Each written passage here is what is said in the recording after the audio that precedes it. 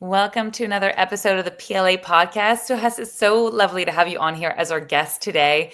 I would love to formally introduce you to our audience so they can get to know you as we've had the absolute privilege of knowing you in the PLA community. Suhas, welcome to the PLA podcast. Hi, hey Dunya. Thanks for having me. It's a little nervous, but let's get it. Yeah, It's wonderful to have you on here, and I'm so excited to introduce you. Meet Suhas Malempati, an IT project leader for a women's fashion retailer, working closely with the CIO to deliver tech projects that impact both business and customers. Career spanning over 15 plus years in retail IT with experience working across Europe and the USA, bringing a global perspective to retail landscape. A proud dad of two young children, 4 years old and 3 months old, who've taught him patience, adaptability, and the ability to embrace the unexpected challenges. It's so lovely to have you on here. Welcome, Suhas. yeah. Thanks. That was a nice introduction. We do our best. We do our best as always. Yeah. So, I'd love for you to share with the audience, where did your career originally start? Give us a little feel of the very beginning. Right. So, as you mentioned, it was 15 years ago in India.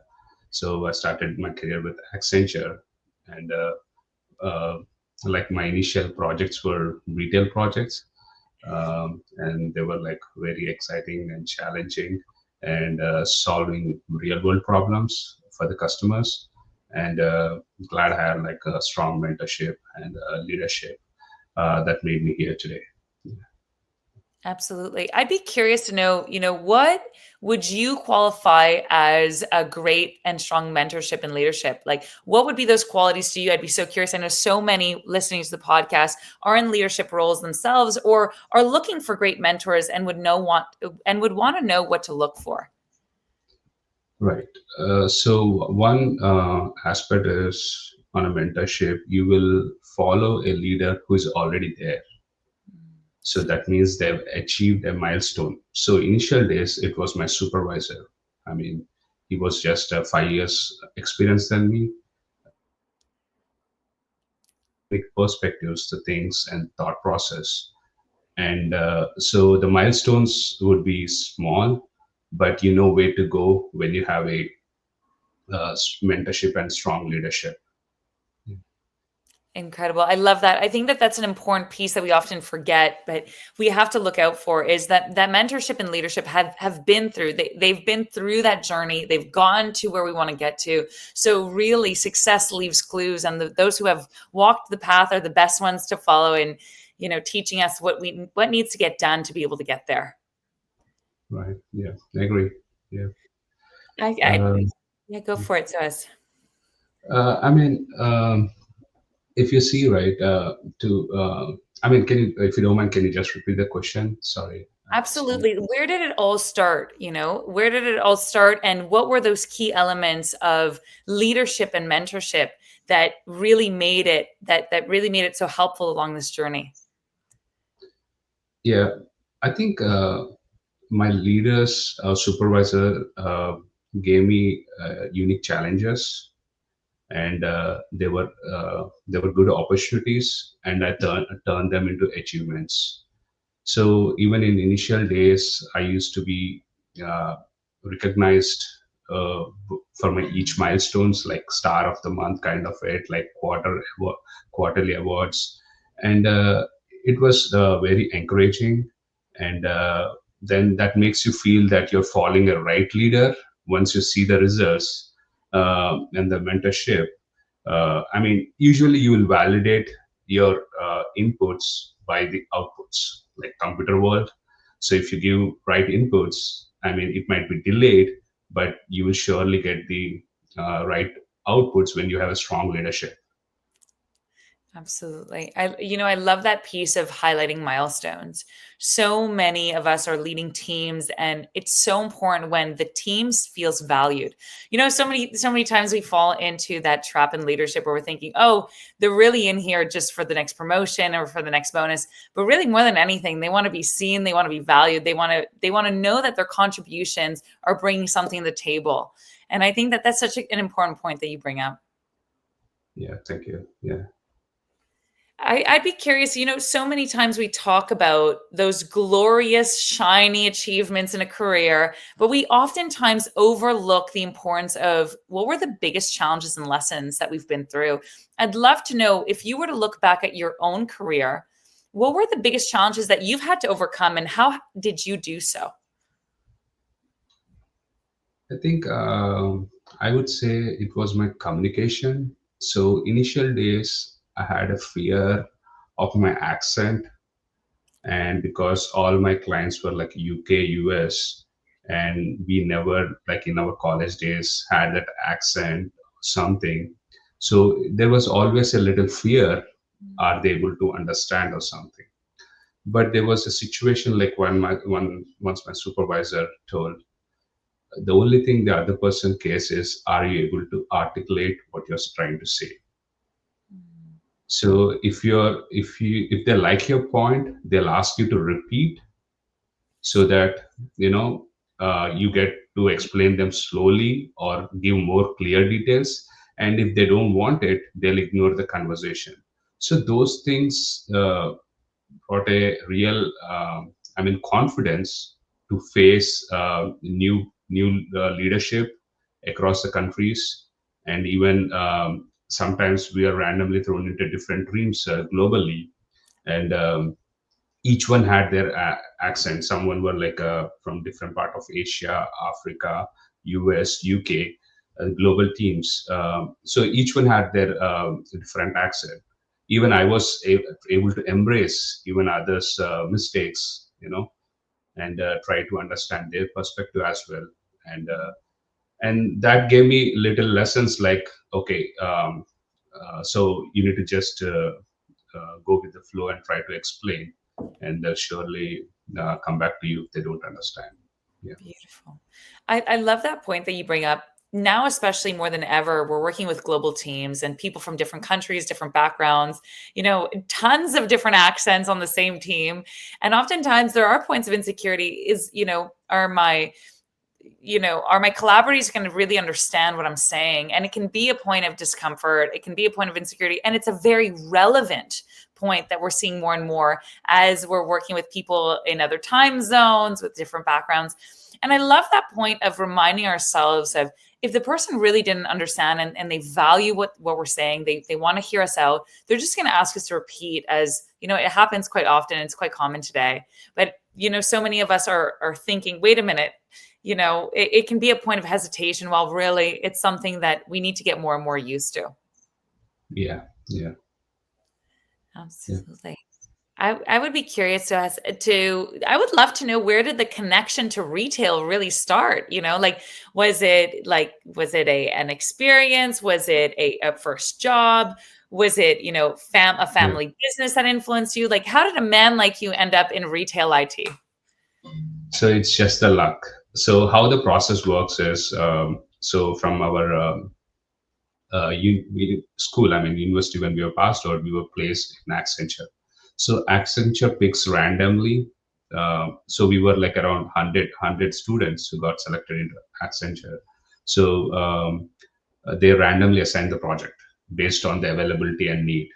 Okay, some of my friends went to insurance domain, retail domain, automobile domain, or oil and gas domain, so various finance domain, those kind of stuff. So I was uh, I mean, it's just luck, but I loved it. And initially, I thought it was like, okay, what do retailers do, and kind of buy, sell, those kind of stuff. But when you travel, you see the complexity and the problems they're trying to solve. I mean, big consulting companies, millions of dollars. I was always curious why they're spending so much money. Ultimately, it's just buying and selling. But as the journey progressed from various retailers, I understood like Unix perspective, and even till date, there are so many unsolved problems. And with this AI scope, we might get more less time to solve more complex problems. Yeah. Amazing, Suhas. I love this. I love that it ended up by fluke, by total luck of the draw that you ended up in retail IT, which, is so fun and it's fascinating. And I love that you share that piece of, I was constantly surprised by the complexity of the problems that we were facing in this industry. When I had originally looked at it, I thought it's buying and selling. It can't be that complex. I would Yeah. love to know what has been one of your favorite projects to work on or your favorite problems to solve up until now. Yeah. I mean, I think every project I do, I always look at an interesting perspective. I never get bored or don't see it as a silly project. I try to, add some value to it from the what the requirements are given. I try to give my customers more options. How about you? How about this one? Uh, this requirement you might face it, in future. You want it now, so it will be easy for us now if you say it. So thinking through the process and showing the output, visualizing showing the business like a visualization, the output, so that they bring more important inputs uh, to uh, make the project interesting. So some of the recent one, I would say, we were trying to do inventories, less inventory, so that it is accessible to all areas like stores or e-com, and also in initial days. So we were making sure like the order fulfillment for the customers is very effective, and the way things are loaded into the truck are effective, and small things, yeah, something like this. I love that these small, tiny details make a huge difference at the end of the day. Oftentimes from Mhm. the outside, as we're walking, especially as women, we're walking through stores, pulling things off the rack. We're not thinking of every single step that went into that process, whether it was, how I clicked on the website, how I ordered it to the house, or, everything from how it was loaded into the truck to make sure it's as efficient as possible. I love this. I'm Yeah, even learning especially, so much. yeah.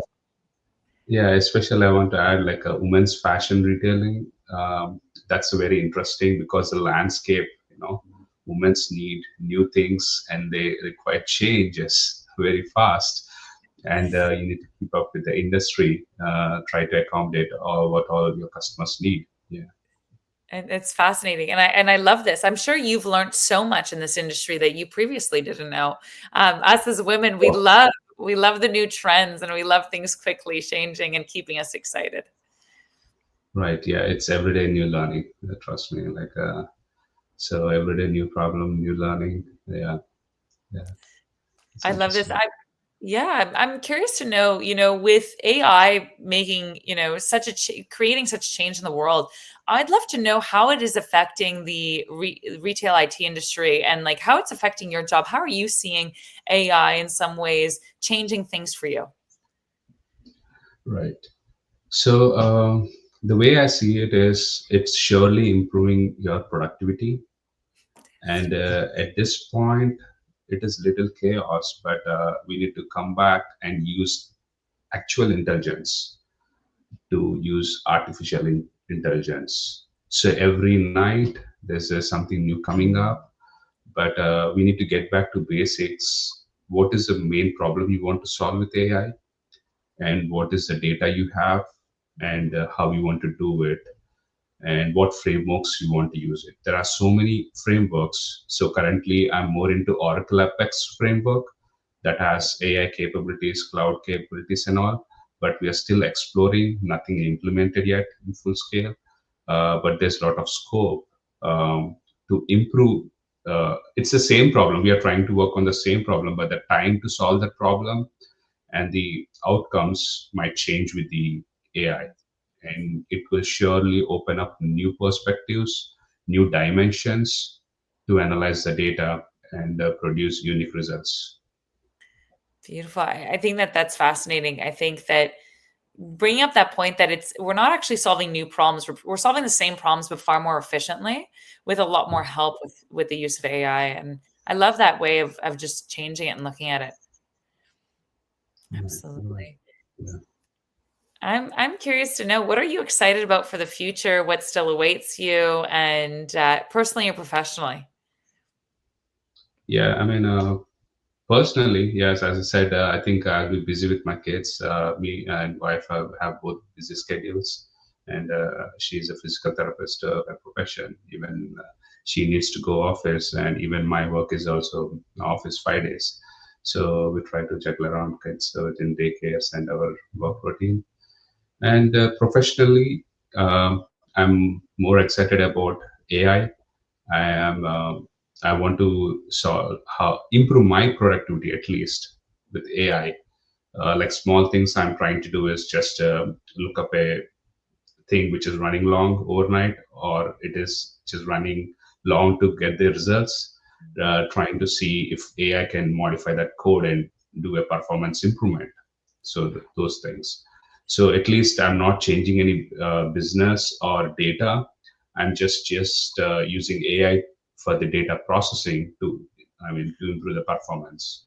Yeah, yeah. That's the thing that I'm working on, and those are the exciting things I want to explore further.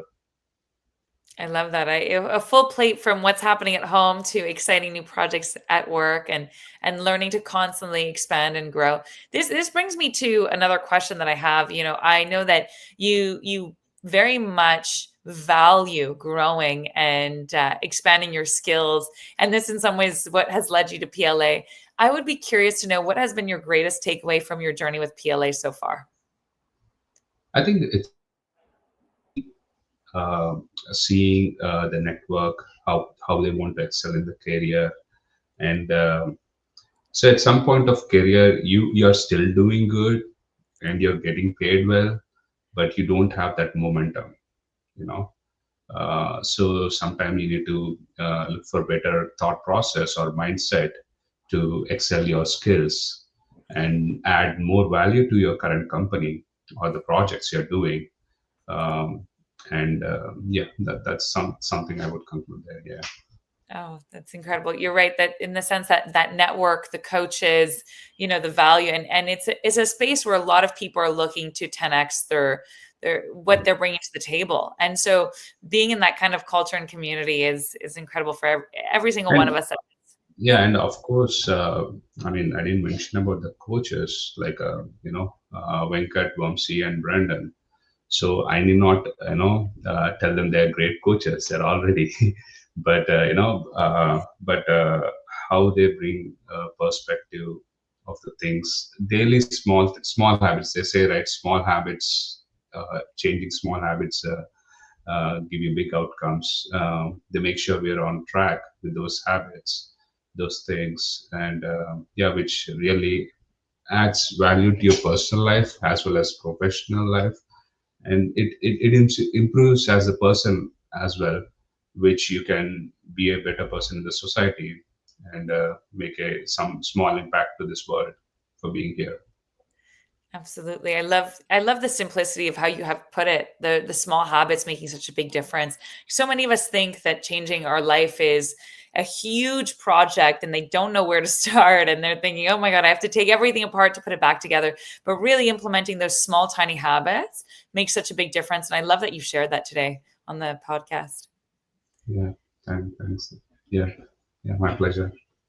It's been an absolute pleasure having you on the PLA podcast with us today. I would love to know, do you have any final words for the audience that are listening to this episode that you wanted to share with them? Yeah, I would say like focus on the input, don't focus on the output.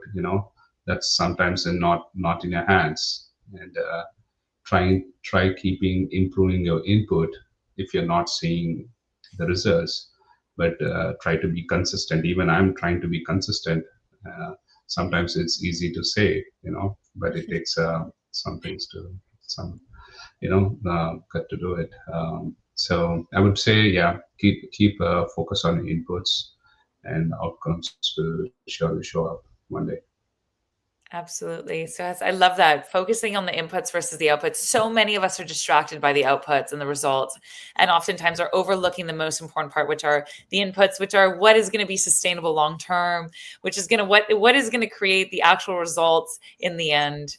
I love that. That was an incredible insight. Thank you so much for sharing it with our audience today. Yeah, thanks, Dunya, and you made it very smooth. I mean, I was nervous it's always easy to be on other side scrolling videos, and but it's good to be on the other side as well, and it gives me a lot of confidence that I can do more. Yeah. Oh, it's been an absolute treat to have you on the PLA podcast, truly, and you did it amazing. We got so much value out of it. Even I have learned so much from this episode. So thank you. Thank you for your time. Thank you for your wisdom. Thank you for your sharing. Yeah. Thanks, Sonia. It's And great to to have everyone, you. yes. And to everyone watching, we will catch you on for the next PLA podcast episode. And until then, have a beautiful day. Thanks, everyone. Take care.